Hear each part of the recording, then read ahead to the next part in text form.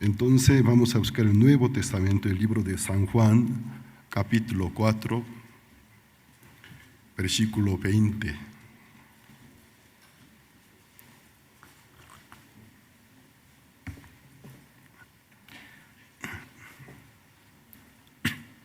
El libro de San Juan, capítulo 4, versículo 20 al 29. Nuestros padres adoraron en este monte y vosotros decís que en Jerusalén es el lugar donde se debe adorar. Jesús le dijo: mujer, créeme que la hora viene cuando ni en este monte ni en Jerusalén adoraréis al Padre. Vosotros adoráis lo que no sabéis, nosotros adoramos lo que sabemos, porque la salvación viene de los judíos. Mas la hora viene y ahora es, cuando los verdaderos adoradores adorarán al Padre en espíritu y en verdad, porque también el Padre tales adoradores busca que le adoren. Dios es espíritu, y los que le adoran en espíritu y en verdad es necesario que adoren. Le dijo a la mujer: sé que ha de venir el Mesías, llamado el Cristo. Cuando Él venga nos declarará todas las cosas. Jesús le dijo: yo soy el que habla contigo. En esto vinieron sus discípulos y se maravillaron de que hablaba con una mujer. Sin embargo, ninguno dijo: ¿qué preguntas o qué hablas con ella? Entonces la mujer dejó su cántaro y fue a la ciudad y dijo a los hombres: venid, ved a un hombre que me ha dicho todo cuanto he hecho. ¿No será este es el Cristo? Hasta el versículo 29 he leído. A veces para poder entender bien y percatar el mensaje que cada historia contiene, debemos saber un poco de la historia, porque estamos leyendo la Biblia se basa de la cultura israelitas y judías. No somos de Israel, tampoco somos judíos, porque cada nación, cada pueblo cuenta con diferente cultura. Alguna cultura que en México es común, tal vez en otro país malinterpreta. No con el mismo sentido que aquí en México se entiende, en otro país puede interpretar muy mal. Pues antes de tener un prejuicio, debemos entender que nosotros venimos de diferente cultura y diferente costumbre.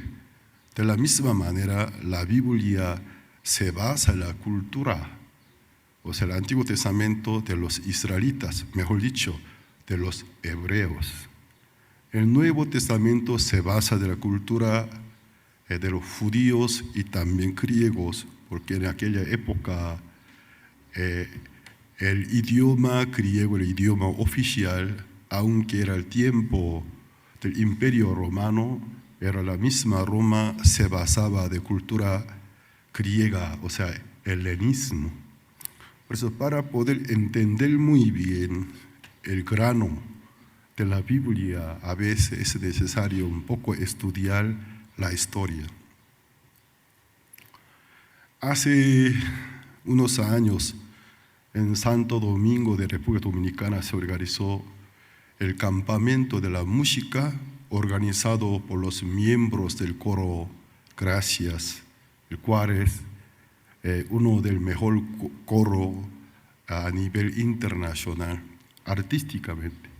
Entonces ahí yo, como maestro, también formando como miembro de la organización, estuve y pude estar presente en una clase que una maestra del coro Gracia explicaba a jóvenes dominicanos sobre la música.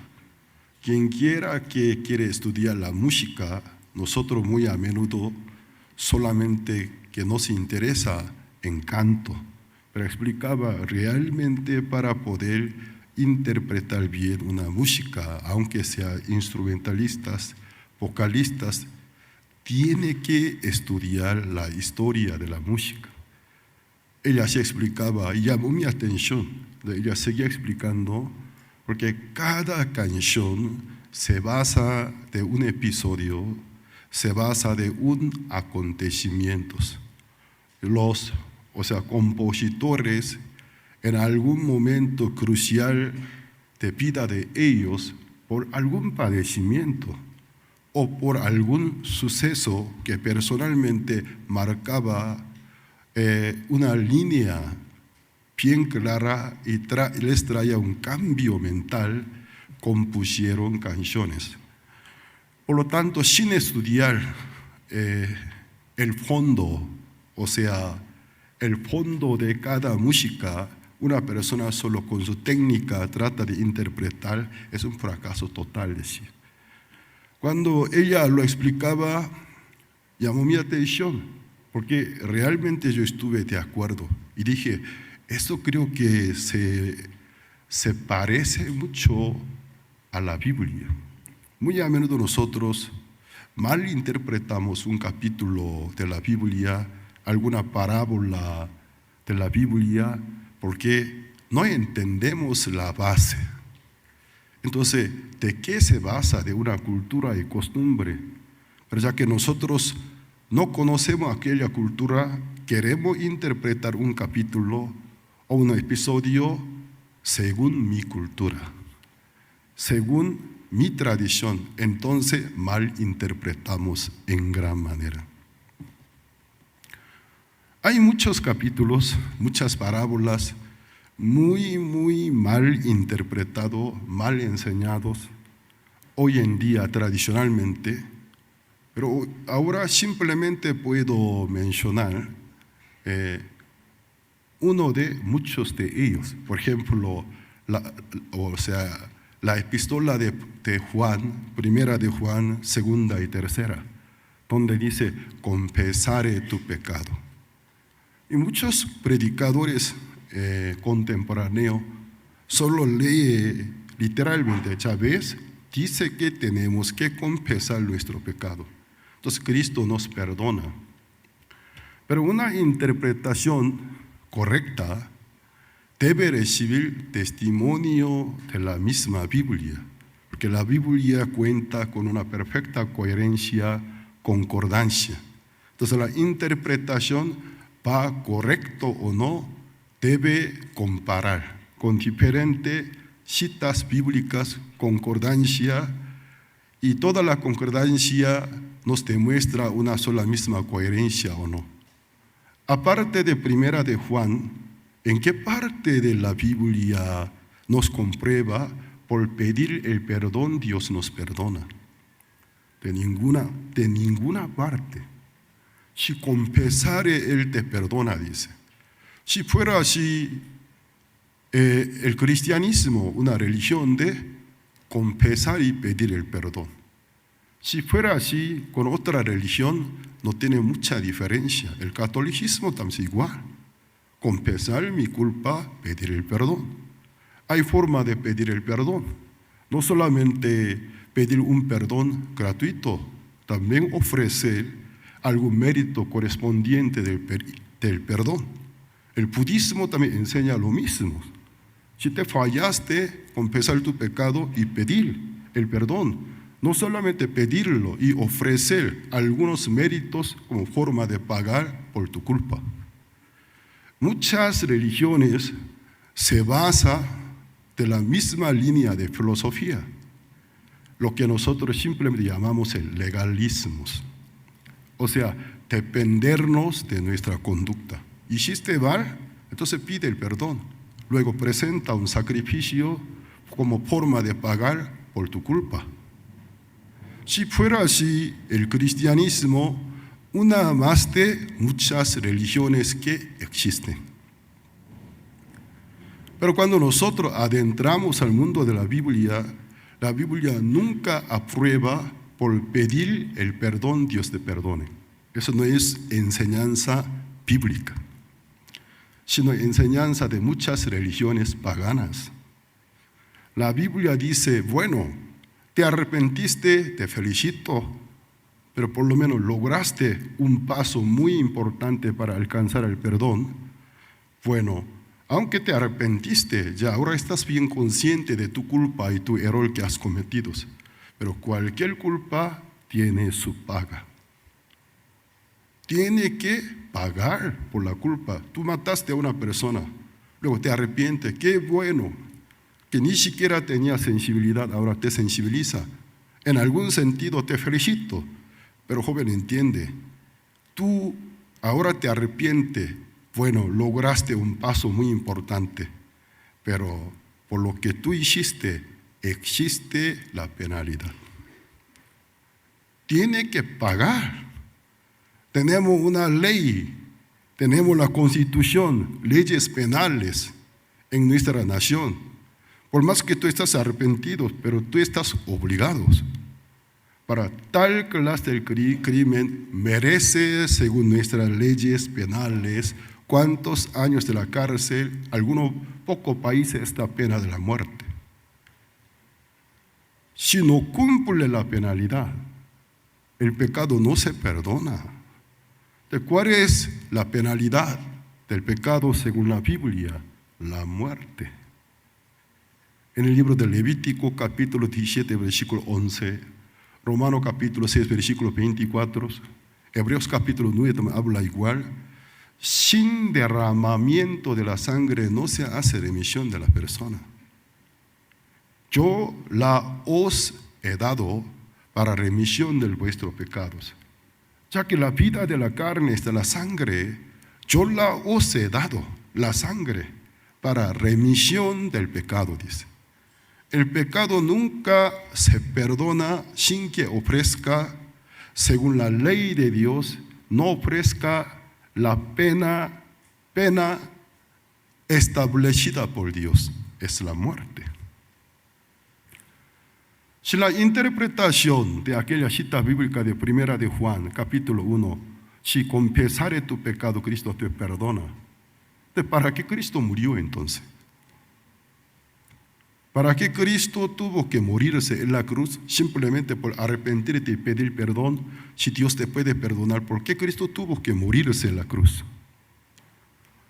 Entonces, parte humana de Jesucristo, cuando pidió a Dios en monte Getsemaní la copa amarga de la muerte, no podría pasarse de él. Pero finalmente él afirma, pero sea como tú quieras, no como yo quiero. Y se manifestó lo que Dios quería menos de 12 horas. ¿Qué fue? Su hijo fuera maldición. Su hijo muriera en la cruz. Los opositores debajo de la cruz se burlaban de él. Si eres hijo de Dios, pide a tu Padre que te mande auxilio, te apoye, te rescate. ¿Por qué tu Padre no te contesta? Entonces, durante 6 horas del padecimiento de Cristo, sufrimientos, vergüenza, ¿por qué Dios no lo defendió? Porque aunque es Dios todopoderoso, Él no puede ir contra su propia regla. No puede violar contra su naturaleza. Porque no es un Dios que se complace en nuestra maldad y pecado. El pecado no puede habitar con Él.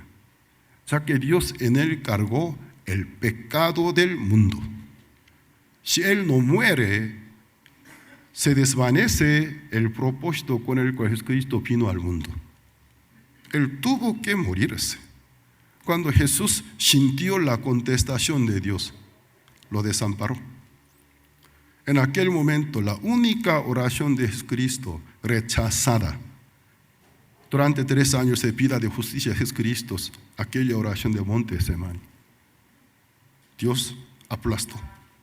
Yo no te puedo oír. Entonces Jesús, viendo que Él fue desamparado, y deja su última palabra como su testamento. Consumado es. Todo es pagado y terminado. Entonces, simplemente por arrepentirse y pedir el perdón, si Dios es capaz de poder perdonarte, en vano murió Jesucristo.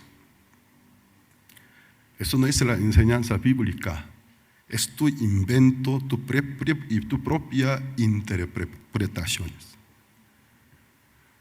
Todos los pasos importantes del Evangelio se derivan del libro del Levítico del Antiguo Testamento, el libro donde Dios instruye las ofrendas expiatorias, cómo puede recibir perdón de los pecados. Entonces, en Levítico capítulo 4, 4 casos de ofrendas expiatorias. Levítico capítulo 16, un caso muy importante de ofrenda de expiación, pero en todas las ofrendas expiatorias hay puntos comunes. Sin ofrecer la paga, el pecado nunca se perdona. Entonces, la interpretación de primera de Juan capítulo 1, si confesare tu pecado, Cristo es fiel y misericordioso, te perdona de toda tu maldad, equivocado está. Entonces, ¿de qué trata? Entonces, el libro, o sea, la epístola de Juan, ¿con qué propósito se escribió? El libro de San Juan, epístola de primera, segunda, tercera de Juan. Juan, ¿dónde ministró? En Éfeso. Éfeso, centro de una herejía que se surgía poderosamente. Gnosticismos. ¿Qué es el gnosticismo? Una filosofía casada con religión. Religión del conocer. Religión de conocer. Por conocer la sabiduría divina, eres cambiado, eres regenerado. Tú eres un ser perfecto. Ya nunca más peca, nunca pecó, porque es un ser perfecto. Por conocer un conocimiento divino era una herejía muy potencial en la época de los apóstoles Pablo. Entonces, esta herejía muy fuertemente golpeó la iglesia primitiva, hizo daño. Entonces, el apóstol Juan, siendo el discípulo directo del Señor Jesucristo, del mismo Jesucristo, recibió la instrucción del Evangelio. ¿Y qué pasa? Al ver este movimiento, no viene de Dios. Él tuvo que defender la verdad. Pues escribió el libro de San Juan, el Evangelio de San Juan, y también epístola de Juan primera y segunda y tercera. Por eso cuando leemos, conociendo esta base histórica, leemos las escrituras del apóstol Juan, encontramos en toda parte huellas de guerras doctrinales contra la herejía. El apóstol del apóstol Juan, Ireneo, entonces llamado padre apostólico, es un término teológico. Entonces el discípulo del apóstol Juan, Ireneo, él escribió en su libro, el apóstol Juan escribió el libro de Evangelio de Juan, epístola primera, segunda y tercera, escribió para poder pelear contra los gnósticos, defender la verdad del Señor Jesucristo. Porque aquellos gnósticos decían, por obtener un conocimiento divino eres perfecto. Ya que les importaba el conocimiento. Además, luego de obtener un conocimiento divino, eres un ser ya divino. Pero estás en cuerpos. Comete algunos pecados, ya nada es pecado, porque se lo despojó. Es un ser espiritual. Entonces, esto dirigía a los gnósticos al libertinaje. No eran verdaderos discípulos del Señor Jesucristo. Pues él tuvo que pelear con ellos. Pues escribió el Evangelio de San Juan, epístola de Juan, primera y segunda, tercera. ¿Qué quiere decir? Quien quiera, si quiere venir al Cristo, quiere tener comunión con Él, tiene que confesarte, naturalmente eres pecador. Si tú no te reconocieras pecador, tú mientes, la verdad no está contigo. Porque uno de los principios de la verdad de la Biblia, somos pecadores. La verdad no está contigo. Tú mientes si tú dices que nunca has pecado y no peca. Miente, la verdad está contigo. Pero si confesare tu pecado, o sea, aquel confesar en griego, sinónimo de reconocer, tal como cual. Si tú te reconocieras tal como cual, es el hijo de Adán, pecador, si reconociera, entonces Cristo es fiel y misericordioso, te limpiará de toda tu maldad. ¿Qué quiere decir? Entonces tú puedes oír el Evangelio, puedes creer en él. ¿Qué pasa? Creyendo en el Evangelio puedes recibir perdón de todos tus pecados, obedeciendo al Santo Evangelio. Pero muchos predicadores, muchos pastores, ¿cómo malinterpretan? Incluso hay alguna iglesia que en el programa de culto está incluido el número de confesar el pecado. ¿Dónde dice que públicamente lo confiesa o en el lugar privado confiesa? ¿De qué está hablando? Una persona, para poder llegar a la salvación tiene que cumplir uno del paso principal: reconocerte, eres pecador, confesar que eres pecador. ¿Quién puede reconocer su falta y su culpa?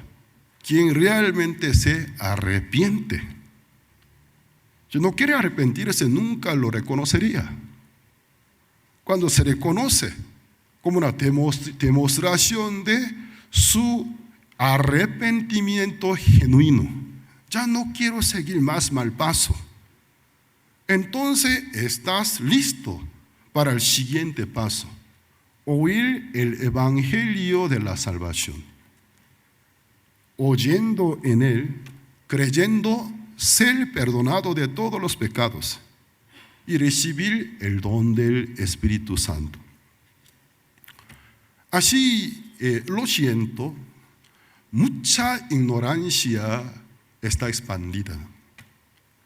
Muchas personas, según su manera, quieren interpretar la Biblia. Por ejemplo, el libro de San Juan, capítulo 4, aquí podemos ver, no es un debate, sino discusión entre Jesús y una mujer samaritana. En la época de Jesucristo, los judíos, cuando tenían necesidad de ir de Judea a Jerusalén, Jerusalén a Judea, cuando vemos el mapa, en medio de esta región se llama Samaria. Ellos no cruzaron por Samaria por considerarlo son inmundos. Aunque históricamente los samaritanos eran israelitas, porque el Reino Unido de Israel se dividió en la tercera generación del rey David, en la segunda generación del reinado de Salomón. El hijo de Salomón, Roboam, cuando entró en poder, fue muy grosero, muy altanero, donde hubo la ceremonia de la coronación y coronar en Siquem. Entonces estaban reunidos los ancianos de 12 tribus que forman la nación Israel. Entonces él fue muy grosero. Los ancianos a él le suplicaron: nosotros amamos a tu abuelo David, tu padre Salomón. Han sido grandísimos, pero el pueblo está muy cansado, especialmente en el tiempo del reinado de tu padre. Claro, nosotros no nos quejamos, pero él nos sometió a mucha obra, mucho trabajo, la construcción del templo, también castillo, muros, diferente estructura. El pueblo ahora está muy gastado, muy cansado. Entonces te pedimos, en tus primeros años de reinado, que otorgue el tiempo de descanso. Era un consejo muy sabio de los ancianos, pero para este es un junior, un hijo del mamá de verdades. Entonces él no le pareció bien. Estos viejos que me están pidiendo. Un político al momento de tomar el poder que quiere demostrar su poderío y señorío. Pero yo les diera vacaciones, no me gusta esto. Entonces él les pide, dame 3 días de tiempo. Voy a pensar, luego de 3 días voy a contestarle. Entonces él descartó el consejo sabio de los ancianos. Convocó jóvenes que crecieron con él en el palacio, los amigos de él, ni siquiera son consejeros en realidad. Lo mismo muchachos de mis muchachos contemporáneos. ¿Qué clase de consejo ellos darían? No, aplastarlos. Esos viejos te piden cosas viejas. Tú al pueblo tienes que demostrar tu poder y señor, quién eres, tú tienes que enseñar. Creo que ustedes me aman. Gracias por sus consejos. Luego de 3 días, supuestamente una asamblea, equivalente de un congreso. Entonces él dijo, escúchame, el espesor de mi dedo es más grueso que el espesor de la cintura de mi padre. Si mi padre os hubiera castigado con azote, yo con escorpiones y víboras. Entonces él realmente indignó a los ancianos, quienes eran representantes de 12 tribus de Israel. El ambiente fue hostil, muy grosero, y los ancianos, viendo la actitud de él, de ahí mismo se rebelaron. Oye, hijo de David, ahora nosotros no tenemos ninguna parte contigo. Tú solo gobernarás sobre tu casa. Nosotros no queremos saber nada de ti. Inmediatamente las 10 tribus se aliaron contra el reinado de Roboam. Nosotros levantaremos un nuevo reino entre nosotros. De Siquem llegó a ser la capital de un nuevo reino que se estaba surgiendo. Ellos pusieron por nombre, somos Israel. Reino Israel. Entonces Roboam, viendo el peligro, tuvo que retirarse de Siquem. Se retiró de Siquem, se regresó a Jerusalén, la capital original del reino Israel. Entonces la tribu Benjamín, la tribu Judá, le siguieron. Bueno, ya ellos robó nuestro nombre, Israel. No podemos usar el mismo nombre para dar una diferencia. Somos entonces reino Judá. Desde aquel tiempo, el único reino se dividió por 2 reinos. Pero ¿qué pasa? Y finalmente el reino Israel, por la invasión de los asirios, como parte del castigo de la ley de Moisés, porque ellos no cumplieron la ley de Moisés, el reino Israel cayó. Los asirios transportaron los moradores a Asirias. Entre los israelitas, quienes eran muy pobres, inútiles, ante la presencia de asirios, no significa nada, ellos no podrían hacer nada, dejaron. Los principales israelitas todos transportaron a Asirias. Luego los asirios se preocuparon, pero ellos tienen sangre rebelde históricamente. Para debilitarlos, establecieron una política, estrategia, mezcla de la raza. Ellos, cuando pierden la presa de la raza, perderá la fuerza. Fue una estrategia muy inteligente. Entonces a Samaria empezó a enviar la tropa Asiria, muchos extranjeros, comenzó a mezclarse de la sangre. La mezcla de la sangre no solamente trae una simple mezcla, sino dos culturas, dos religiones, dos costumbres, dos tradiciones. Así los samaritanos empezaron a perder la tradición, la costumbre, la cultura como hebreos. Y con el tiempo, los moradores del reino Judá, llamados judíos, porque ellos no se pueden usar el nombre israelitas, cuando 12 tribus estén juntos. Pero el reino Judá son de 2 tribus, entonces ellos en vez de ser llamados israelitas, llamaron judíos. Los judíos ya descartaron que los samaritanos no son sus paisanos. Y después Dios castiga también el reino Judá por los babilonios. Los babilonios los transportaron a Babilonia. Pero después de 70 años de cautiverio, ellos se regresan milagrosamente como parte del cumplimiento de la profecía de la venida del Mesías, porque el Mesías iba a venir de la tribu Judá, pues Dios tuvo que conservar la tribu Judá. Cuando ellos se regresaron, querían reconstruir el templo caído. El primer templo de Salomón cayó por los babilonios. Entonces ellos cuando querían establecer el segundo templo, los samaritanos vinieron. Esto está escrito en el libro de Esdras, Nehemías. Nosotros también les apoyaremos. Somos hermanos. Pero judíos no los consideraban paisanos. No, ustedes con nosotros no. Entonces los samaritanos se resintieron en gran manera.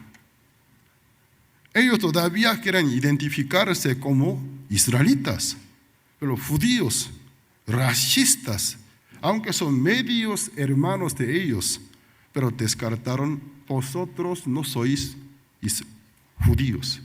Entonces los samaritanos se resintieron en gran manera. En competencia, ellos en el siglo IV, con la llegada de el gran rey Alejandro Magno, en monte Gerizim construye el templo de los samaritanos. Esto provocó la ira de los judíos. El único templo está en Jerusalén, pero los samaritanos construyeron su propio templo en monte Gerizim. Entonces, ¿cómo ellos pudieron argumentarse? En la ley de Moisés mandó, cuando llegara a la tierra prometida a Canaán, cerca de Samaria hay 2 montes muy importantes. Un monte se llama Gerizim, otro monte Ebal.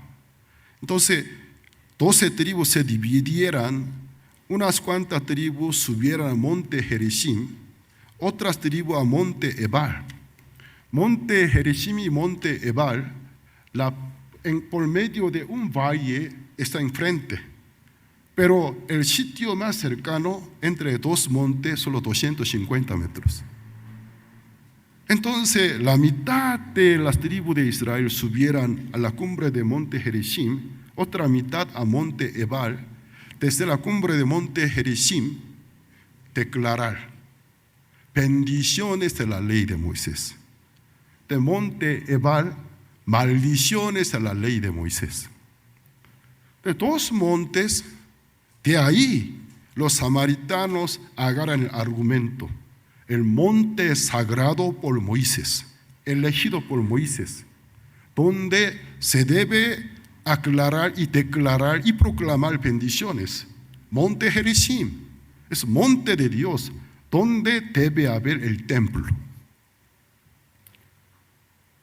Pero el rey David eligió Jerusalén, monte Sión, Jerusalén. Entonces en Jerusalén él asignó la capital. Allí llevó el arca del pacto. Allí estuvo el templo. Entonces, entre el judío y samaritano, la pelea de siglos. Los judíos con el templo de Jerusalén es el único lugar donde se puede ejercer el culto a Dios. Los samaritanos rechazados por los mismos judíos resentidos, muy molestos. No, monte Gerizim es el lugar original, el lugar donde se debe adorar a Dios.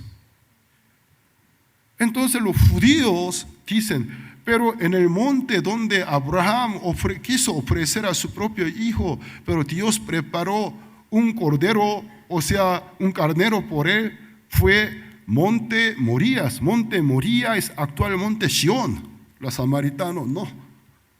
Aquel monte Morías es monte Gerizim. Así se pelea. Entonces, cada cual quiere ser original, como ortodoxo. Somos más ortodoxos. Esta pelea. ¿Qué pasa cuando en Judea se estableció la dinastía asmonea? Uno del rey, sumo sacerdote Juan Gilcano, conquista Samaria, una de sus principales obras. El templo tan odioso él arruinó. Cuando un sumo sacerdote, además es el rey de dinastía Asmón, destruyó el templo de Samaria, la enemistad creció más. Entre los judíos y samaritanos ya no hay trato. De los samaritanos mataron a algunos judíos que pasan por parte de Samaria. Los judíos no permiten que los samaritanos ingresen a Jerusalén hasta la época de nuestro Señor Jesucristo. Esta es la base histórica de este capítulo, trasfondo histórico. Jesucristo, aquí que dice San Juan capítulo 4, versículo 3 y 4. San Juan capítulo 4, versículos 3 y 4. Salió de Judea y se fue otra vez a Galilea. Le era necesario pasar por Samaria. Luego de terminar, no sé, allí de la cabina de los técnicos puede mostrar un mapa. Entre Galilea y Judea está Samaria. Entonces, atravesar Samaria sería un viaje prosperado. Aunque se tarde un poco, por favor, pueda proyectar, que lo proyecte. Pero los judíos ya tenían costumbres, ya tienen enemistad con los samaritanos. Cuando Jesús quería irse de Judea a Galilea, entonces, ¿qué dice? Versículo 4, le era necesario pasar por Samaria. Esto rompe la costumbre judía y samaritana. Porque un judío nunca atraviesa por el territorio samaritano. Considera inmundo. No, me contamina. Yo no quiero pasar. Pero Jesucristo, cuando tenía la necesidad, rompió la tradición judía. Era algo muy extraño, porque tenía un propósito. En el corazón de Jesús había un plan. Llegó a un lugar, fíjense, entre Judea y Galilea en medio, ¿qué está? Samaria. Entonces es obvio, cuando alguien quiere viajar, atravesar por el territorio de Samaria a Galilea, Judea, más cómodo.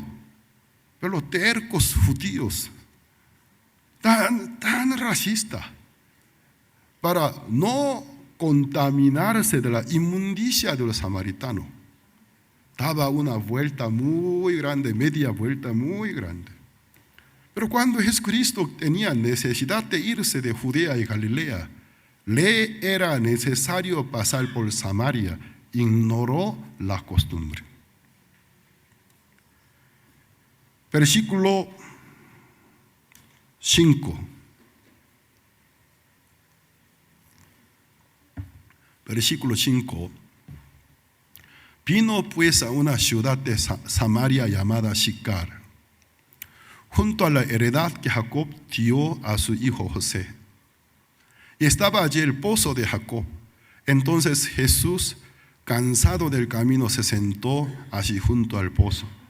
En el tiempo del patriarca Jacob, el reino no estaba dividido. Samaria también era parte de Canaán. Jacob un tiempo, él hizo su campamento en Samaria. Y cerca de Sicar, para su familia, cavó un pozo del agua. De toda la familia de Jacob se tomaba del agua del pozo de Sicar. Luego, más adelante, la nación se divide por dos reinos. Luego, Samaria, los judíos ni ya consideraba como territorio de Israel. Pero allí estaba el pozo que Jacob había cavado. Los samaritanos tomaron muchos que había en parte de Samaria, algunos sucesos, además alguna ruina, arqueología como argumento para justificarse: somos verdaderos israelitas. Los judíos en Jerusalén, israelitas corrompidos, pervertidos, somos originales. Por eso ellos construyeron sus propios templos. Ellos solamente respetan que el Pentateuco, 5 libros de Moisés. ¿Y por qué no reconocen la Biblia completa? Porque luego del 5 libros de Moisés, los profetas hablaban a favor de la familia de David, a favor de Jerusalén. Esto les caía contra. Entonces, no, es una corrupción. Nosotros solo reconocemos 5 libros de Moisés.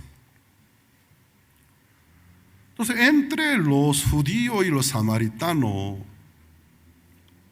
el choque, la competencia es muy, muy hostil. Jesucristo llegó a un pueblo, se llama Sicar, junto al pozo de Jacob. Tiene un significado: tradición, costumbre. De ahí los samaritanos se argumentan: somos verdaderos israelitas, porque nuestro patriarca Jacob aquí cavó su pozo, aquí hubo su campamento.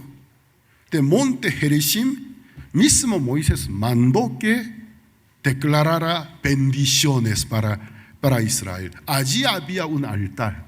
Entonces el lugar donde se debe estar el templo es monte Gerizim. Esos judíos son pervertidos, son corrompidos. Los judíos los llamaban, son sectas. Jerusalén es el lugar donde se puede adorar a Dios.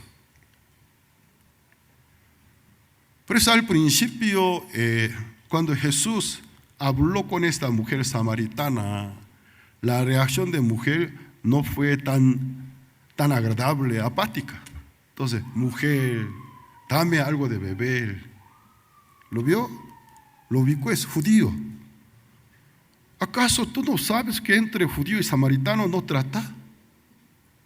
Pero tengo sed, un poquito de agua. Yo no tengo con qué sacarlo, ya tenía un cántaro en su mano. Sino, ¿cómo sacaría el agua? Ella vino a sacar el agua, ya trajo su propio cántaro. No tengo con qué sacarlo, ¿cómo que no tiene? No quiere atenderlo. Pues Jesucristo empezó a hablar. Si tú conocieras a él que te dice, dame de beber, tú a él le pedirías, él te daría agua viva que nunca más, luego de haber tomado, volverá a tener sed. Tal clase de agua existe, este charlatán hablador. ¿Acaso tú eres más grande que nuestro padre Jacob? Hasta mismo Jacob, el nieto de Abraham, se tomó del agua de este pozo. Pero tú ahora me dices que existe hay un agua, pero mejor que agua que Jacob nos ofreció, se depende de su cultura. Jesucristo hablaba de agua viva. Cuando una vez la bebe, nunca más volvería a tener sed. Entonces tú te crees mayor que nuestro padre Jacob. Al principio, ella aún mantenía su guardia bien levantada. No da cabida a Jesucristo. Poco a poco, Jesús avanzaba. Entonces ella un poquito se hablando, si existiera tal clase de agua, ofréceme para que yo no regrese más al maldito pozo, tengo mucha sed. Si existe realmente tal agua tan mágico, maravilloso, ¿por qué no me ofrece? Y la conversación por lo menos obtuvo un poco de avance. Cuando ella se demostró un poco de interés, un poquito se bajó su guardia. Así estaba, pero un poco se bajó. Entonces esa agua existe porque no me ofrece. Jesús vio que su guardia se bajó. O sea, le dio un puñetazo, pero espiritualmente. Vamos a ver. Versículo 15, más adelante, desde 15. La mujer le dijo, Señor, ya un poco se hablando, dame esa agua, para que no tenga yo sed, ni venga aquí a sacarla. Jesús le dijo, aquí podemos ver, ataque de Jesús. Ve, llama a tu marido y ven acá. Respondió la mujer, dijo, no tengo marido. Jesús, una pausa. De aquí nosotros podemos sacar hasta un teatro. Cuando yo era joven, yo también saqué teatro, yo era Jesús. Entonces, si existe tal clase de agua, ella, ¿por qué en esta hora está en el pozo? Porque tenía sed. Para sacar el agua del pozo, ella buscó al pozo, pero aquí llama nuestra atención. Antiguamente, el pozo del agua era el punto de encuentro de las mujeres. Una de la naturaleza de las mujeres, ¿les gustan paseo o no? Paseo. Nunca he conocido una mujer que no le gusta paseo. Paseo, pasear, cafecito, shopping, pero tú no tienes dinero, pero puedes hacerlo solo viéndolo. Entonces, desde antigüedad es una de naturaleza de las mujeres. Entonces, mujeres tenían costumbre en una hora específica, como un mutuo acuerdo, mujeres en aquella hora se iban al pozo. No solamente para sacar el agua, es el momento de desestresarse, platicar, hablar, presumirse y también criticar contra sus esposos, donde mujeres pueden ya sentir bien descansada. Pero esta mujer, a la hora que ninguna mujer vino, ¿eso qué quiere decir? Tiene algo que oculta, tiene algo que le pesa en gran manera. Pues a propósito buscó en una hora en la que ninguna mujer quiere venir. Jesús, a propósito, en esa hora, ahí estaba sentado. Jesús sabía que esta mujer, una mujer sedienta, en dos sentidos, físico y espiritual. Físicamente, por tener sed, viene. Pero ¿por qué a la hora que ninguna mujer visita el pozo? Porque tiene algo que ocultar. Una mujer traumada, acomplejada. Hay algo que ella quiere defender y ocultar. Pero ¿qué pasa? En el lugar de una mujer, un hombre, además un judío, lo estaba esperando. Entonces ella se molestó, se asustó, además se molestó. ¿qué clase de hombre en esta hora? Además, al ver su vestimenta, su apariencia, eres maldito judío. ¿Un judío qué hace acá? El ser creído judío nunca viene a nuestro pueblo, porque él vino a una tierra de inmundicia. ¿Tú no sabes que entre judíos y los samaritanos no tratan? La conversación así inicia. Yo fuera Jesús, no hubiera tenido paciencia. Maldita sea, y luego me voy. Entonces, pero gracias a nuestro Señor Jesucristo es diferente. Entonces, Jesús, con gran tolerancia, a pesar, la mujer muy grosera, trató de hablar. Cuando ella se demostró su interés, si existe tal clase de agua, dame, para que nunca más yo me regrese a ese lugar. ¿Qué quiere decir? Nunca más vuelva a tener sed. Pero Jesús sabía que esta mujer sufre de dos clases de sedes. La sed física, como un ser orgánico, se necesita el agua, pero más que la necesidad orgánica, espiritual. Dame de beber. Bueno, ve, tráeme tu marido. La única condición que Jesús puso, la presencia de tu marido. Aquí algunas hermanas, ay, ¿yo qué hago? Y yo no cuento con mi marido, entonces Jesús no me invitaría a tomar agua viva. No tiene ese sentido. ¿Y qué pasa? Mujer se asustó, porque Jesús exactamente tocó la parte que ella quiere ocultar. Si nosotros aquí sacáramos un teatro, una hermana que lleva el papel de mujer samaritana debería actuar sorprendida y luego tartamudeando de la vergüenza, se pone roja, tragando una saliva. Yo no tengo marido. Tenía nada más, nada menos que 5. Nada más, nada menos que 5, poquito 5. Tratando de esquivarse del tema. Vamos a ver otra vez la cita bíblica. Respondió la mujer y dijo, no tengo marido. Creo que tartamudeando, con nervio. Yo no tengo marido. Jesús le dijo, Jesús ya vio ya una oportunidad, no le deja. Como pitbull y dogo argentino lo mordió, ya no le suelta. Jesús le dijo, ¿a dónde te esquivas? ¡Fuck! Ya te tengo mordido. Bien has dicho, no tengo marido, porque 5 maridos has tenido. El que ahora tienes no es tu marido. Desde el lugar de la mujer samaritana, imagínense, un desconocido, nunca en mi vida lo había visto. Además, un extranjero.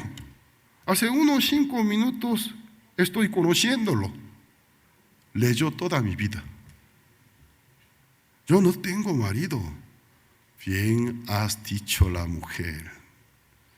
5 maridos has tenido. Ahora, ¿con quién tú vives? No es tu marido. ¿Cómo se sentirán ustedes? Hermana María, usted si fuera mujer samaritana, ¿cómo se sentirá? ¿Cómo se sentirá? ¿Mal? No simplemente mal, una sensación.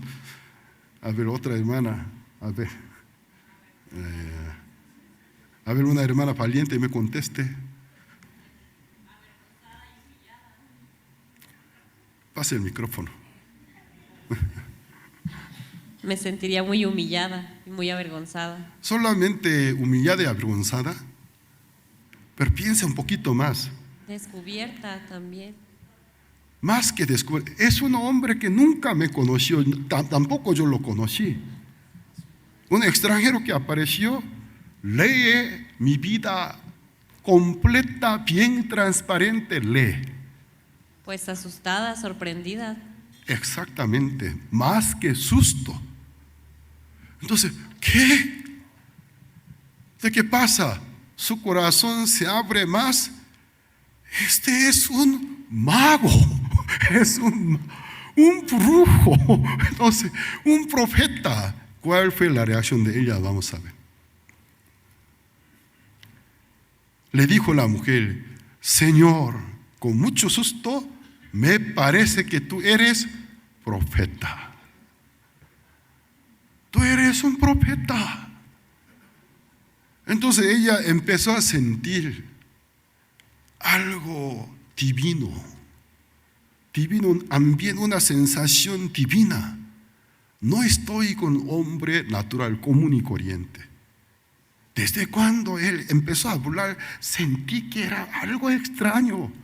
Pero ahora me doy cuenta, eres profeta. Imagínense un día en la calle aparece un hombre. Al momento de caminar, al ver a hermana María: mujer, un momento, deténgase. Luego veo que tiene sed. ¿Cómo lo sabes? Yo te ofreceré agua viva. Después de tomarla, nunca más volverá a tener sed. Está loco. Esa clase de agua. Dice: ¿de qué marca? ¿De qué marca de agua? Luego de tomar, nunca más volveré a tener sed. Y luego conversa un poquito más. Bueno, tal clase de agua existe, entonces invítame. Bueno, mujer, ve, tráeme tu marido.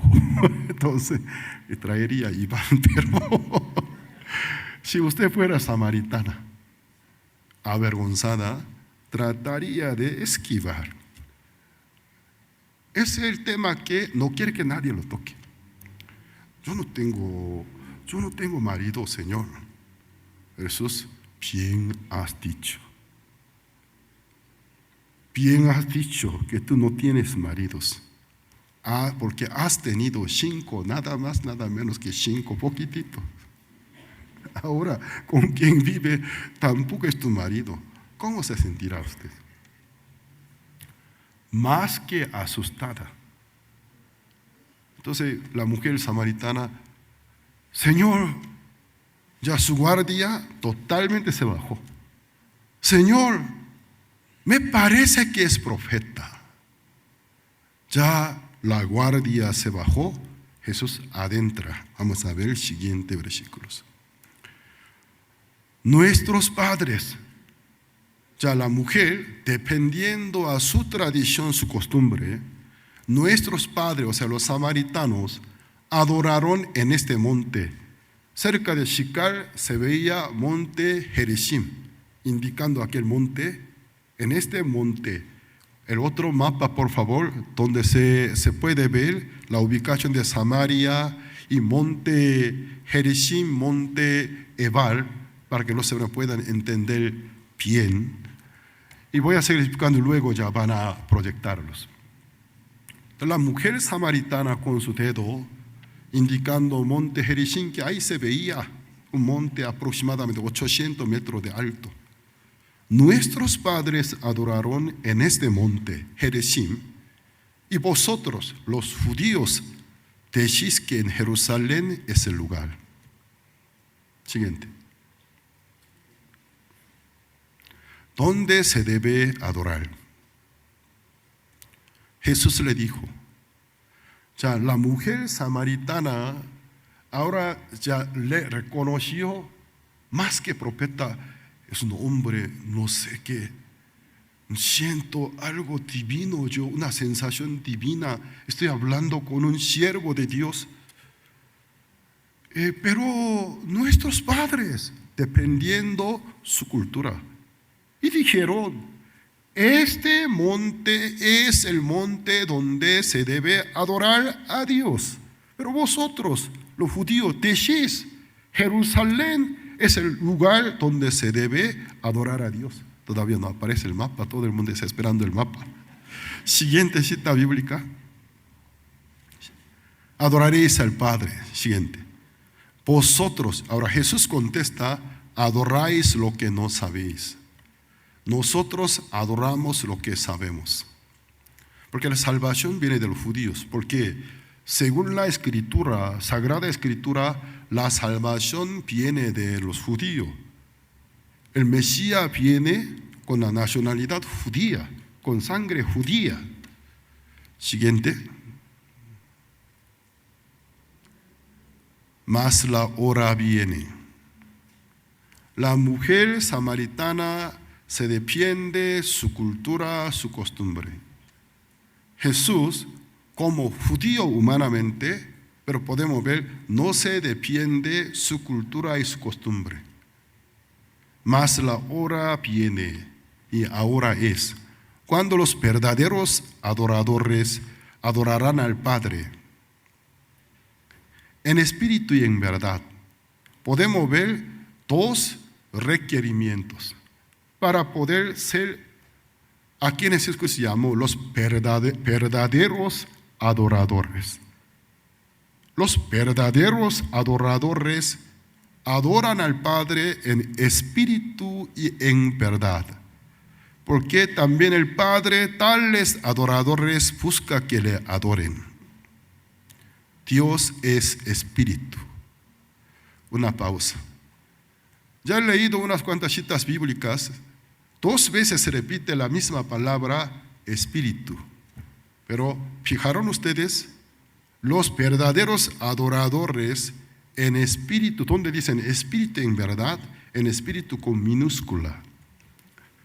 Luego Jesucristo dijo, mi Padre, Dios es espíritu con la mayúscula. Ya vamos a ver. Pero aquí no dice Samaria. Pero Siquem, se ve Siquem. Bueno, ¿dónde está Siquem? Es región, es Samaria, creo que no he encontrado, pero les explico.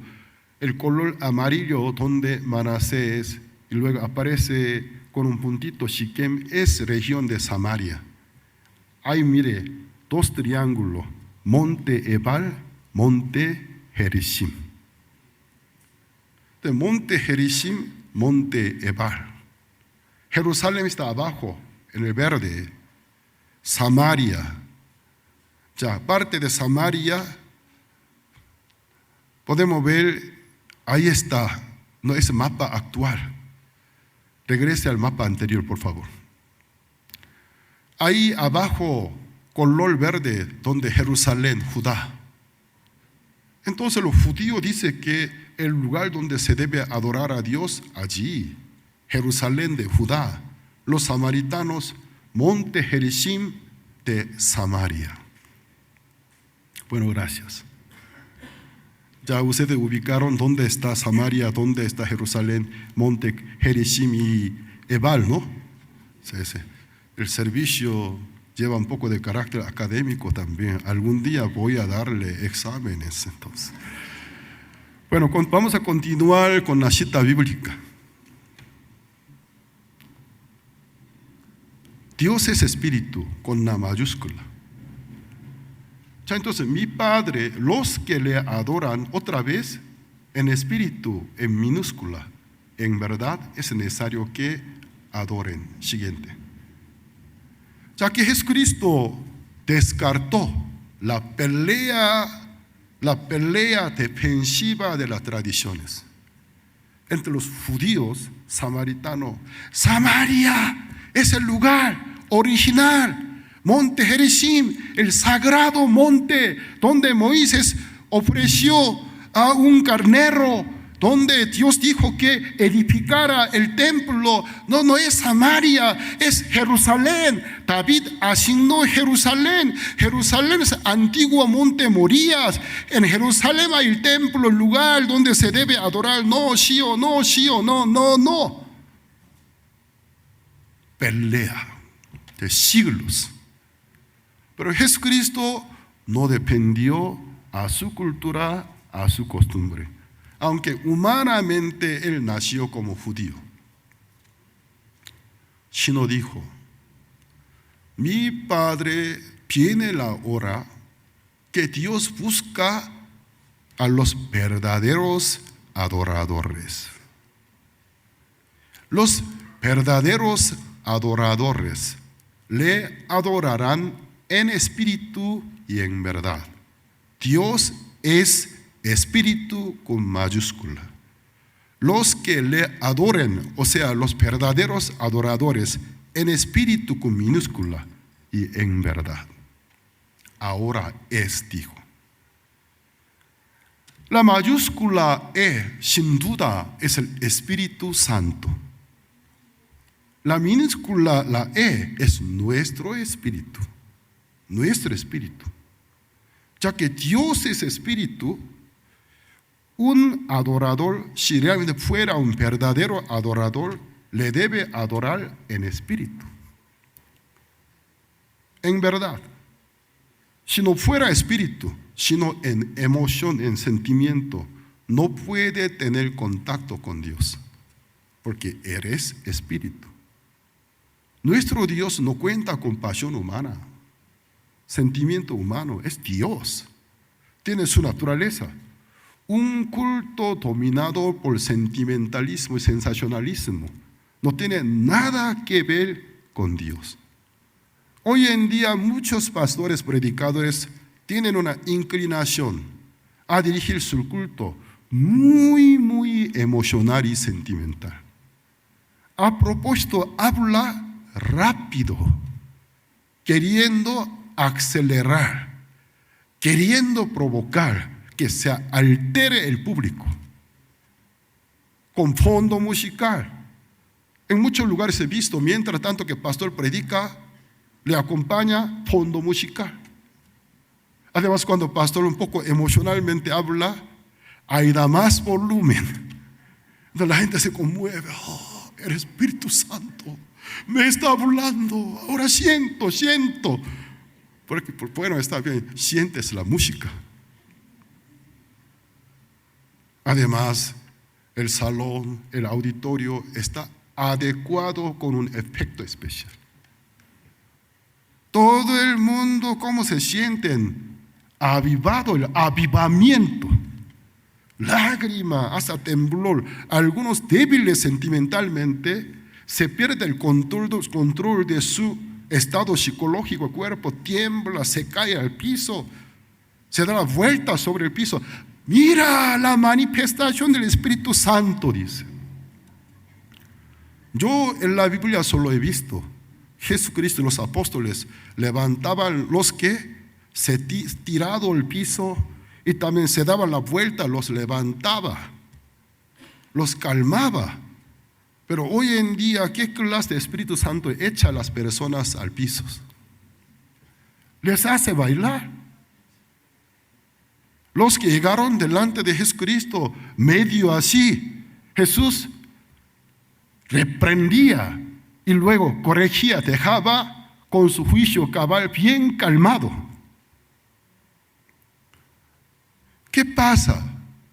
Para poder tener conexión con Dios, para poder haber una fluidez verdadera, fluir el corazón, del corazón de Dios a mi corazón, de mi corazón a Dios, cuando haya contestación. El culto tiene que ser en espíritu y en verdad. Pero el espíritu limpio, lavado por la sangre del Señor Jesucristo, que contenga el Espíritu Santo. Con un espíritu manchado del pecado, con un espíritu cargada de culpabilidad, pero con mucha lágrima y sentimiento. ¿Qué clase de conexión pudo haber entre el Espíritu de Dios y su Espíritu? Ya entonces vamos a ver San Juan capítulo 4, versículo 24. ¿Me puede enseñar a qué hora yo inicié a predicar? ¿Nadie no ha checado cuándo yo inicié? 5:30, gracias. He predicado con 1 hora. Si nadie me enseña, soy capaz de poder pasar a 2, 3 horas. Entonces enseño para poder terminar bien. 5:30 necesita 1 hora. San Juan capítulo 4, versículo 24. Dios es espíritu con mayúscula. Por eso, los que le adoren, ¿en qué es necesario que adoren? En espíritu, minúscula. el espíritu repartido de Dios, dado a nosotros. Entonces llega a ser nuestro espíritu. Génesis capítulo 1, versículo 27.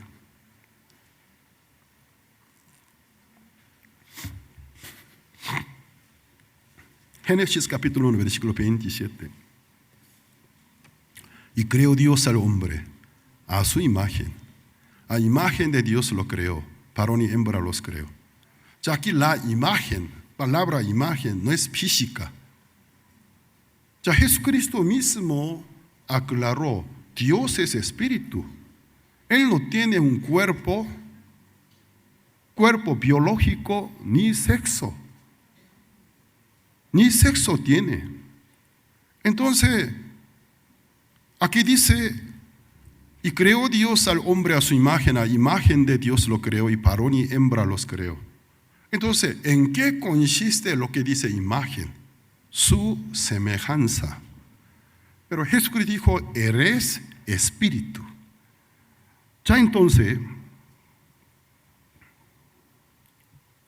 Génesis capítulo 2, versículo 7.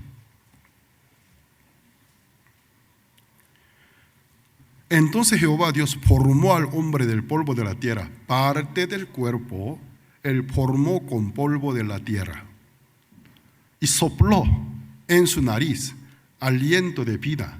Fue el hombre un ser viviente. Aquí podemos ver cuando Dios sopló por nariz del hombre, el cuerpo formado del polvo de la tierra, cuando por su nariz él sopló el aliento de vida, fue el hombre un ser viviente. Ya entonces, según el idioma hebreo, la filosofía hebrea no pone claramente la definición de la diferencia entre el espíritu y el alma. Porque según la filosofía hebrea, consideraba el hombre un ser viviente, es un complejo de alma y espíritu. En sí es un ser viviente. Entonces, en el idioma hebreo, el espíritu y el alma, el cuerpo, el Nuevo Testamento se escribe con el idioma griego también y clasifican el ser del hombre, el espíritu, el alma, el cuerpo son distintos. Porque según la filosofía griega, claramente marca diferencia entre el espíritu y el alma. Pero el hebreo no. Porque en hebreo el espíritu es ruahu, tiene tres significados: espíritu, viento, respiración. Nefeshi, el alma, en sí es el hombre completo. Por eso en la Biblia, cuando llama al hombre en hebreo, nefeshi dice, según el concepto del idioma griego, entonces alma, entonces ¿dónde estará su espíritu y su cuerpo? Según la filosofía hebrea, no lo separa, porque el ser viviente, el hombre en sí, alma viviente. Además, nosotros tenemos que acordarnos, vamos a ver primero, Primera de Corintios capítulo 15, versículo 45. Interesante, ¿no? A mí me interesa, a ustedes no se les interesa. Primera de Corintios capítulo 15, versículo 45. Aquí apóstol Pablo, ya es el tiempo del idioma griego. Así también está escrito, fue hecho el primer hombre, Adán, alma viviente. El postrer Adán, o sea, Jesucristo, espíritu vivificante. Ya aquí el apóstol apóstol Pablo, él describió, no es Abraham. Entonces, Pablo describió el alma viviente. En el Antiguo Testamento, el ser viviente. Entonces, el alma sin cuerpo no puede estar. Entonces, el alma viviente, el alma en un cuerpo viviente. Entonces, esa es la imagen de Dios, porque eres espíritu. Según el libro de Eclesiastes capítulo 3, versículo 11, Dios todo lo hizo hermoso a su tiempo, pero al hombre puso eternidad, dice. Dios en el hombre todo lo hizo hermoso, desde el primer día hasta el sexto día, el quinto día, aves que vuelan en la expansión, los peces, los marinos muy grandes que viven en el agua. En el día sexto, el día quinto y sexto, Dios ordenó la tierra que produciera. La tierra produjo aves que vuelan en la expansión y también peces y marinos monstruosos en el agua. Todos son productos de la tierra, pues cuando se mueren, vuelven al polvo. El día sexto también a la tierra ordena, produzca todos los animales del campo. Entonces, en la Biblia no encontramos en qué momento Dios da alma a la bestia. Pero el animal también tiene alma. Un sitio que no se puede ubicar con ningún aparato medical, ni siquiera con radio X, con ninguna máquina, tampoco de ¿cómo se llama? Ultrasonido, con ningún aparato no puede ubicar la ubicación del alma. Pero ¿qué pasa? Está donde habita y donde produce sentimiento, voluntad, ciencia. Los animales también cuentan con alma. Pero ¿qué pasa? El hombre, su cuerpo, la Biblia especifica, Dios forma con polvo de la tierra, pero el alma del hombre, Dios sopló. Juntamente con su espíritu, el hombre llegó a ser un ser viviente, alma viviente. Por lo tanto, la filosofía hebrea no distingue, no separa la diferencia entre el alma y el espíritu, porque el alma y el espíritu están unidos. El alma del hombre vino del espíritu. Por eso el libro de Romanos capítulo 1 versículo 19, lo que de Dios mostró al hombre, por lo tanto se conoce. Entonces, lo que de Dios mostró al hombre, lo que de Dios, su semejanza, su imagen. Según el libro del Eclesiastes, eternidad, dijo, el alma del hombre. Ya entonces, los testigos de Jehová juegan con esa cita bíblica para gente que no conoce muy bien la escritura. Vamos a ver Eclesiastes capítulo 3, versículo 19.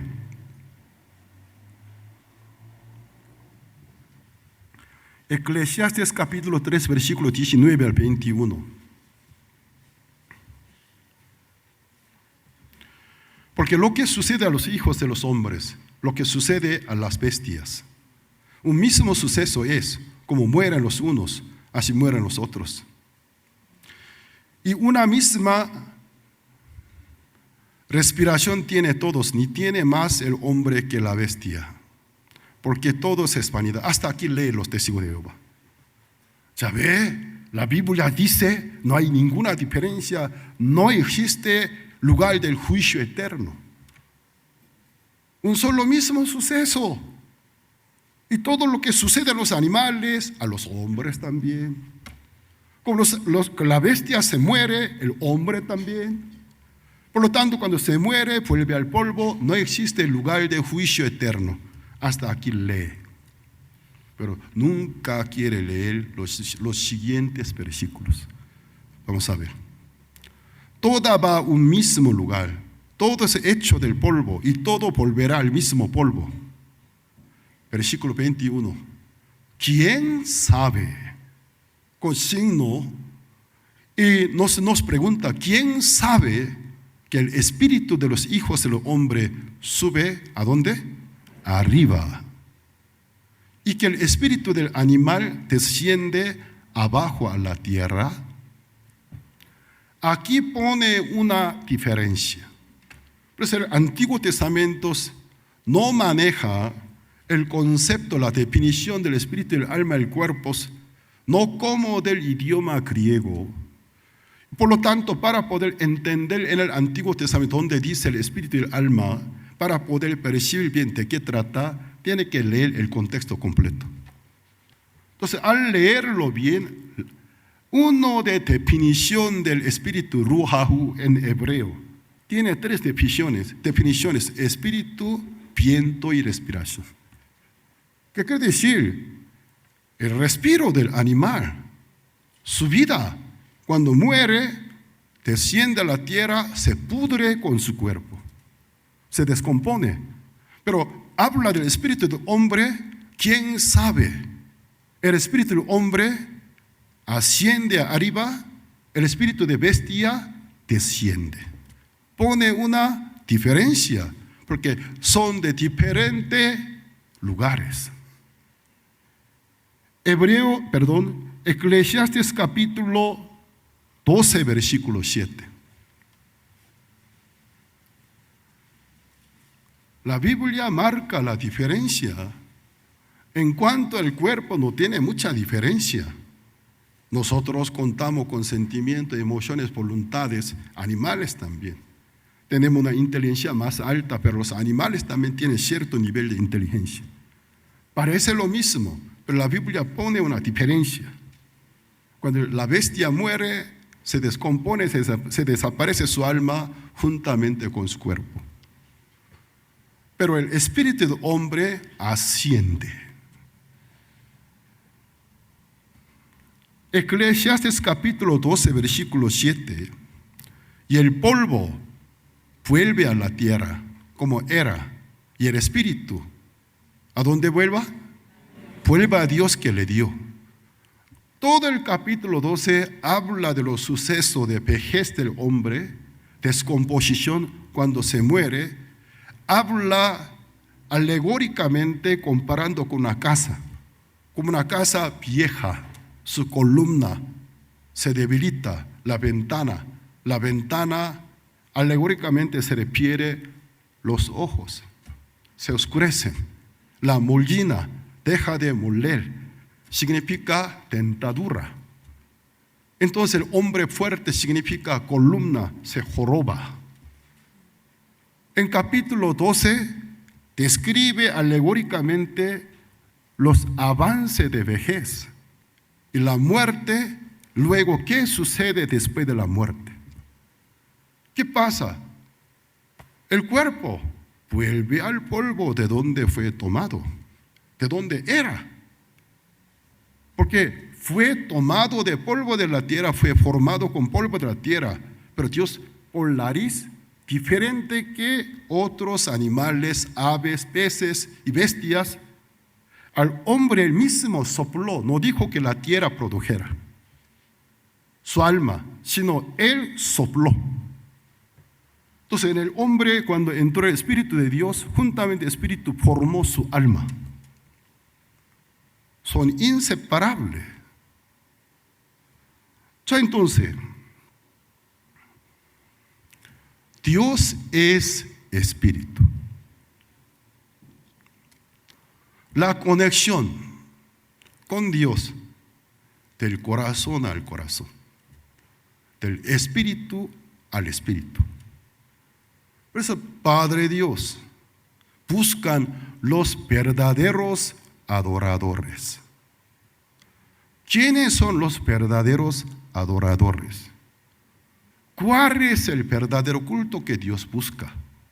Ahora estamos en servicio, es un culto.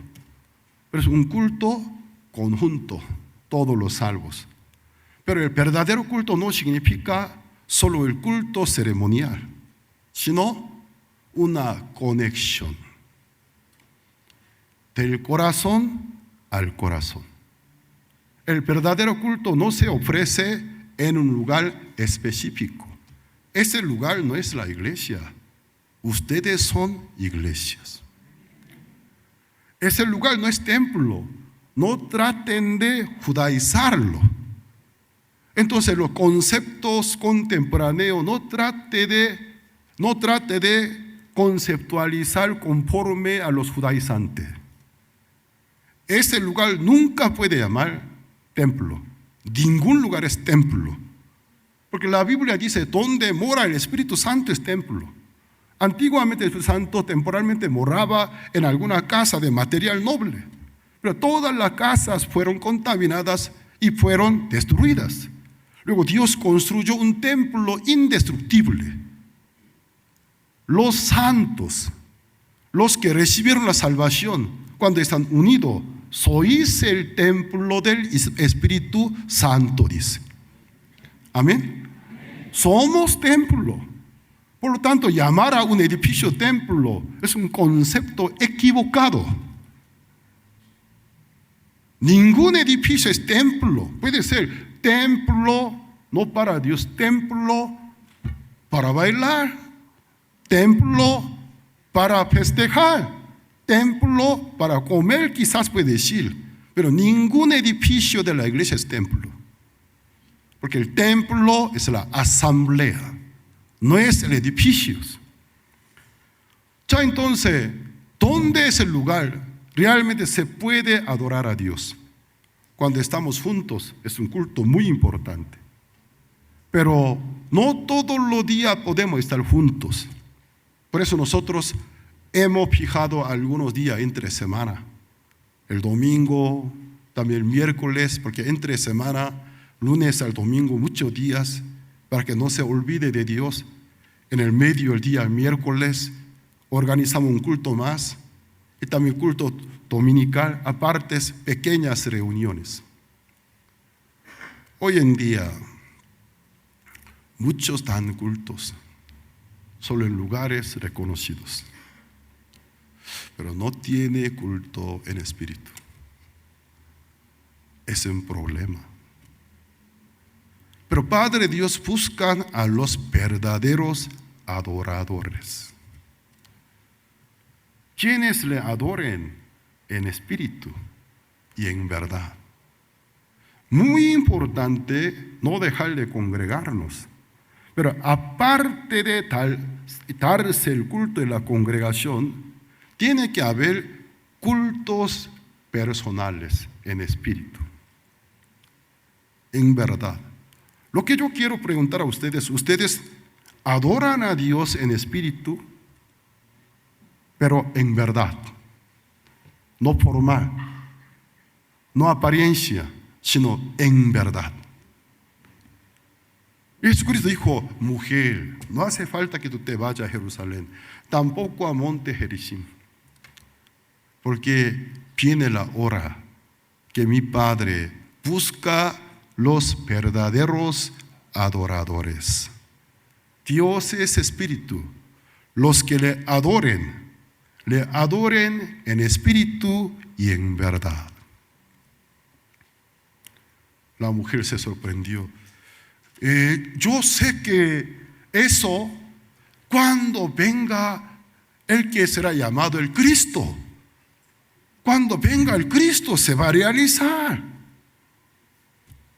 Cuando venga Cristo ya no se necesitará algún lugar específico. Por donde quiera el redimido por Cristo, por su obra redentora, redimido esté en espíritu, en verdad, Él le da culto, Dios recibe su culto. Pero cuando venga el Mesías, sucederá. Jesús dijo, el que te habla lo es. Vamos a ver.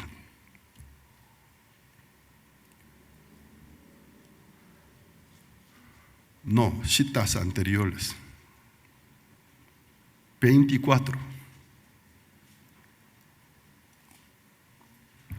Dios es espíritu y los que le adoran en espíritu y en verdad es necesario que adoren. Antes de pasar a la siguiente cita, yo les hago una pregunta. ¿Ustedes en este lugar ahora adoran a Dios en espíritu y en verdad? Yo no estoy de acuerdo. No todos ahora aquí dan culto en espíritu y en verdad. Algunos solo por cumplir están sentados. Dios no recibe su culto porque Él no tiene aquellos requisitos. Ustedes, cuando realmente en espíritu y en verdad participan en una ceremonia, ¿qué comportamiento se demuestra? Cuando está en una ceremonia, en espíritu y en verdad, ¿con qué comportamiento están en aquella reunión? Con toda su atención. Ayer hubo la boda civil de hermana Angélica Matienzo. Ya llegan a ser, según la ley de México, es ya matrimonio. Su esposo también, Ángel. Entonces, Ángel se casa con Angélica, matrimonio de los ángeles. Entonces, los ángeles de la Biblia no se casan, pero los ángeles de esa tierra sí se casan. Ayer muy de mañana, emocionada, me escribió: pastor, hoy ya me caso. Entonces, era una hermana que tanto me perseguía. Cada boda que se realizaba: pastor, heme aquí, yo estoy aquí, pastor, acuérdese de mí, acuérdese de mí. Ay, está bien. A veces traía un grupo, una banda de jóvenes de la casadera. Y pastor, aquí está, y jóvenes de casadera. Ay, ¿qué edad tienes? 33, yo 36. Ay, Señor mío. Hasta que pasara más de 30 años, ¿qué han hecho ustedes? Porque no han encontrado ningún chico. Entonces, pastor, ore por los otros. Tanto me presionaba. Otro día: pastor, bueno, por si acaso, por referencia, te hago una pregunta. ¿Tú tienes alguna preferencia para un candidato? A mí no me importa sea un africano, o sea mexicano, extranjero, chico, grande, bajo, alto, gordo, flaco, no me importa. Me dio toda libertad. Entonces, una chica con tanta preferencia, difícil de verdad eso. Yo quisiera decirle: tú mismo elíjalo. Si tú tienes capacidad, y ve y tráemelo. Luego sálvalo. Entonces, te cases con él. Casi le quiere salir la palabra. Bueno, ¿tú acaso no ves el espejo? Entonces, casi quiero decirle: tú al día, ¿cuántas veces ves el espejo? Y ve tu reflejo por un espejo. Varias veces yo en mi corazón murmurando: seguramente ese espejo medio roto. Entonces, no le demuestra bien su reflejo. Tiene una preferencia alta, perspectiva alta, casi al cielo alcanza.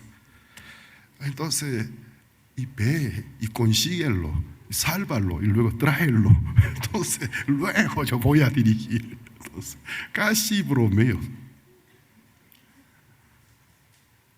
Ya, entonces, ¿por qué estoy hablando de Angélica? Yo no sé. Bueno, una ceremonia en la que una persona está en espíritu y en verdad, ¿con qué conducta participa? ¿Se puede distraer? ¿Se puede desatender? No, totalmente entregada. Hoy yo estoy seguro, aunque en su boda civil no estuve, ella en ningún momento estaba dormitándose mientras que el juez leía juramento. Ay, cansada. Joven, despiértate. Ay, anoche no dormí muy bien. ¿Qué dijiste? ¿Otra vez puede repetir? Nunca lo hubiera hecho. Dios busca a los adoradores que son verdaderos. Adoren a Dios en espíritu y en verdad. A mí no me gusta algunos hermanos por costumbre tomar en poco el culto. En el culto entra tarde, se para atrás innecesariamente. También cuando se sienta medio recostado, casi semicama. no se demuestra nada de respeto, no a mí, a Dios. Él no es un verdadero adorador, se burla de Dios. Dios busca a los verdaderos adoradores, quienes le adoren en espíritu y en verdad. Mujer, no hace falta irte a monte Gerizim, tampoco a monte Jerusalén.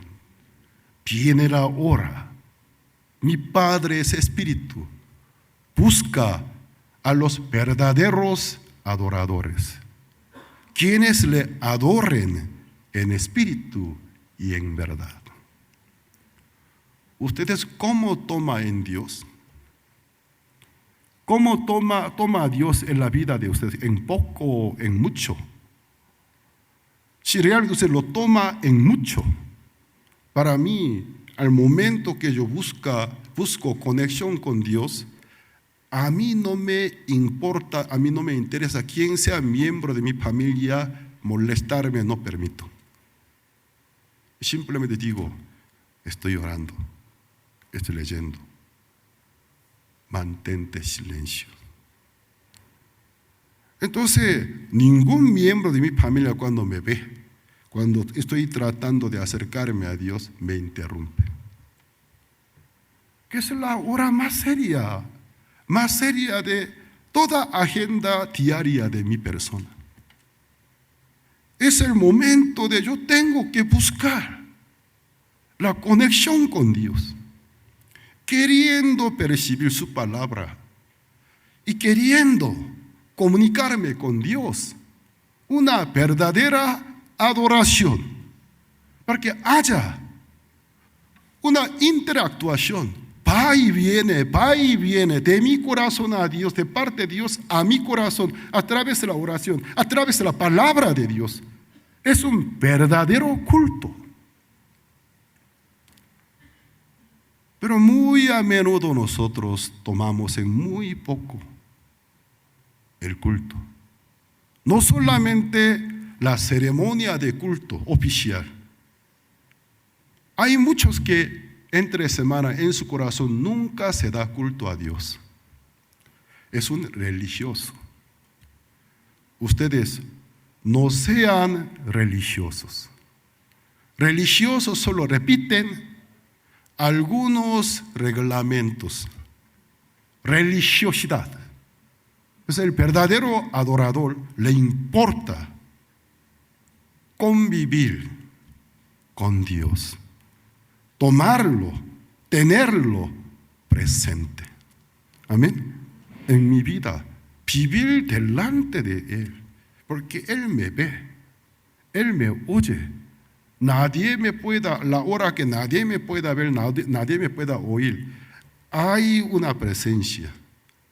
Todos los momentos de mi vida me está viendo, me está oyendo.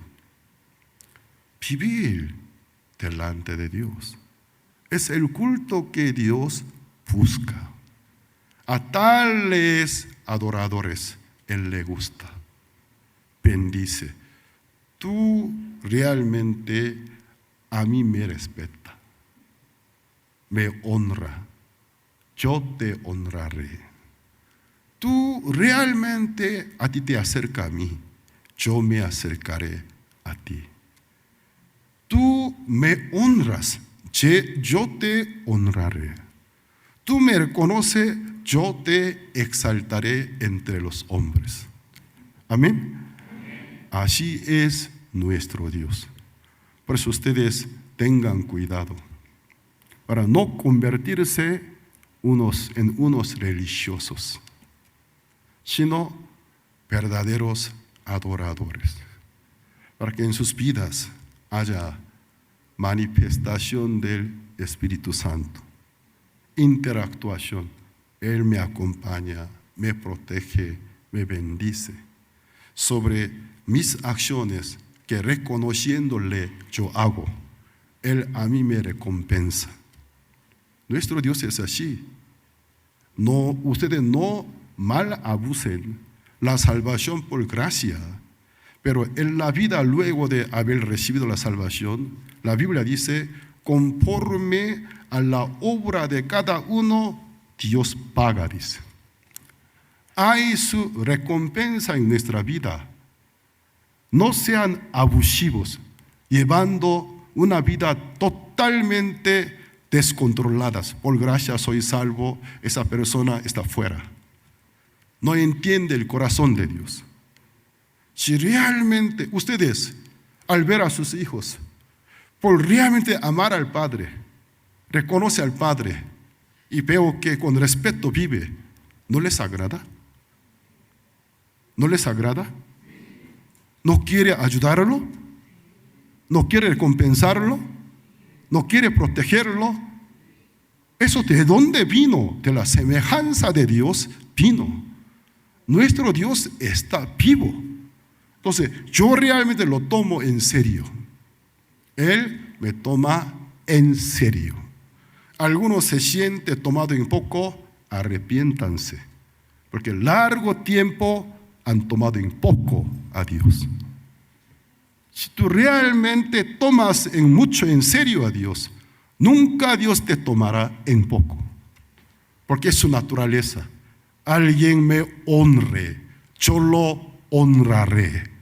Alguien se acerca a mí, yo me acercaré a Él. Él está con nosotros. Pero nosotros, muy aparte de participar a cultos oficiales, es muy importante, pero aparte, vamos a tener cultos personales, entre semana, en espíritu, en verdad. Tener conexión con Dios y tener interactuación, sentirse, interactuación.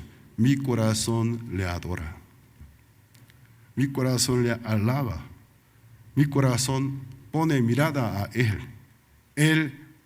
Él a través de su palabra en oración se manifiesta, me da promesa, me fortalece, no solamente en sentido espiritual, en mi vida real, Él contesta con sus bendiciones. Es una vida hermosa.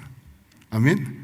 Entonces, esta clase del verdadero culto, espero que haya en el corazón de cada uno de ustedes, no solo el día que hay culto oficial, conjunto, sino culto personal.